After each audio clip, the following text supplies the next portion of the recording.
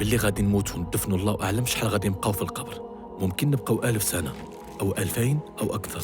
قبل ما نكمل هاد المدة في القبر الاسم ديالها البرزخ. نكملوا ملي غادي يظهروا جميع علامات الساعة، علامة الساعة الصغرى وعلامة الساعة الكبرى.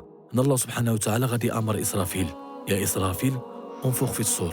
من بعد ما غادي ينفخ النفخة الأولى ما كاينش شي مخلوق خلق الله سبحانه وتعالى غادي يبقى عايش لا في الأرض ولا في السماء، غادي يبقى غير الله سبحانه وتعالى. وأن الله سبحانه وتعالى غادي يقول: لمن الملك اليوم.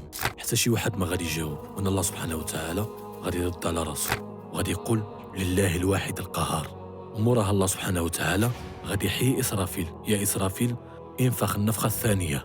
من بعد هاد النفخة كل مخلوق خلق على وجه الأرض غادي يفيق.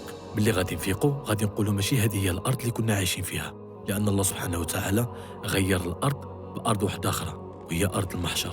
يقول الله سبحانه وتعالى في كتابه العزيز: يوم تبدل الأرض غير الأرض والسماوات وبرزوا لله الواحد القهار.